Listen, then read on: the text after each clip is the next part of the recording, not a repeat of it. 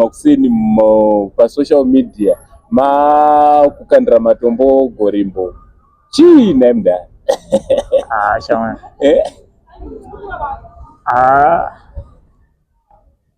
akangotaura zvanhu zvisina kuwirirana nazvo. Alright. Kasi there's nothing personal. Chingori chokwadi chandangotaura. Alright. Iya anozivikanwa loka watozivikanwa muna muzimbabwe vanhu ndangotaura tizoni ukangotsvaka vana 10.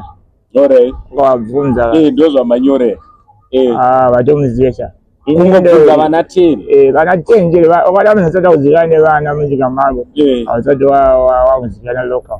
Alright. Vana ndivanotenderedza munhu even music ukaona ukamuisa song ikatangofambwa nevana it's a hit. Alright.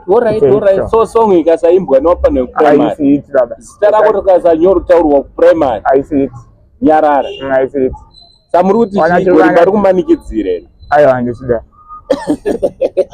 asi ndati loka waazika. Alright.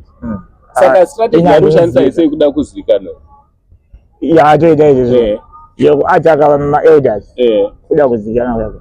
Alright.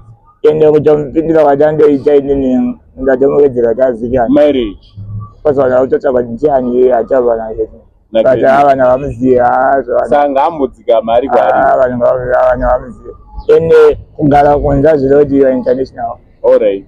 Aiwa ini ndiyachinja location ndiyanogara kuDurban hanzi international artist. Alright. Ndangochinja kugara wangochinja kugara munhu akangochinja kugara but asati asvika level runzi international. Alright. ngambomire. Alright. Munhu wakati wataka ndoite international. Alright. Alright. Babatwe ma-elders nawinchi akabata ma-elders mageti saka haizitokurespecta sei anaochada kurespecta umwe munhu. Alright. Ashanda kudaro we have to celebrate vanhu vakaita sana vengedzera vakashanda vanhu saka nawe usingakwanisi kuzvita nocelebratawo zvaakaita ichitokurespecta sei sotodhaka chirespectis tozongotaura chokwadi.